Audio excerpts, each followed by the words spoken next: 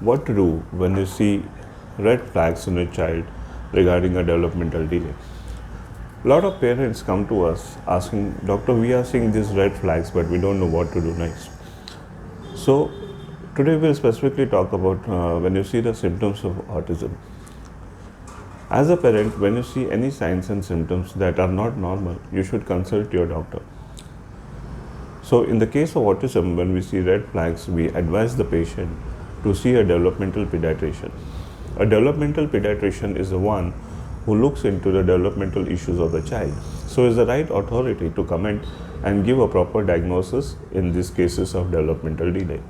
So, once you go to a developmental pediatrician, he will see your child and he'll give various assessment tests, or he'll himself do it, or he'll advise it to be done by a clinical psychologist. Now, what are the clinical psychologists do and what are the tests? Basically, the psychological assessment tests are non-invasive tests where the clinician will look at your child, observe the child, and run various assessment tests like CARS, which is known as Childhood Autism Rating Scale. There's one more called as ISA, which is known as Indian Scale for Autism Assessment. This is specifically for Indian children. Then there's a DSM-5 checklist where there's a checklist of symptoms and the clinician will see what all are present and what all are absent. And there are other tests also which can be done as per the advice of the clinician. So once we get the report about what is there in the child, what are the issues, then we establish a diagnosis of autism.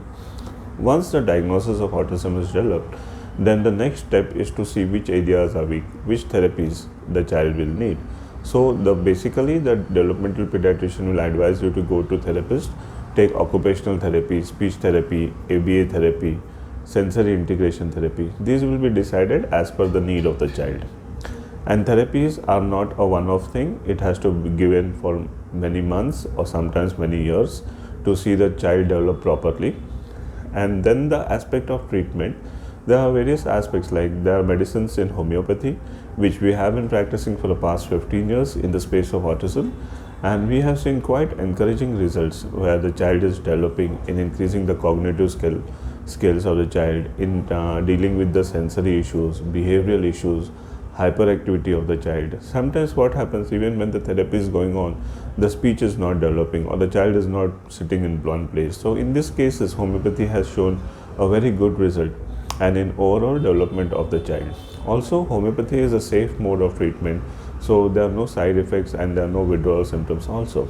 But you should consult a homeopath who has time and who works in the space of autism and who has dealt in the past with autism, because that experience can add on. But at the same time, I'm not saying that you cannot go to any homeopath. You can go to a good homeopathic doctor and you can show your child and take the treatment. Then the fourth aspect is the nutritional intervention, which is also very important. We have seen that stopping gluten and casein has helped in many cases, but it is not the thumb rule that you give GFCF diet to everybody. We observe the child, we take the history, we take the dietary recall of the child, what the child is eating and how he is doing. And based on that, we formulate a diet chart for the child, taking into consideration that the child should not get into deficiencies, and also taking into consideration the sensory needs of the child. The diets are formulated, and after this, it has been implemented. So the 4 steps in once you see any symptoms of developmental delay are: seek help from a developmental pediatrician, go to a clinical psychologist, do assessment, take therapy, take homeopathy if you want the treatment aspect and if you're open to it, and also go for a nutritional intervention and see what the child is eating and how nutrition can help in your child. So it is a simple process.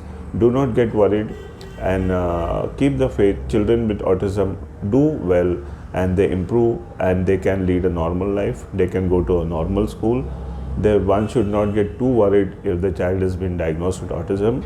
Try and accept the diagnosis and work with your child. This will benefit both you and the child in the long run. If you have any queries, you can also reach out to us and we'll do the needful. Thank you very much and keep the faith.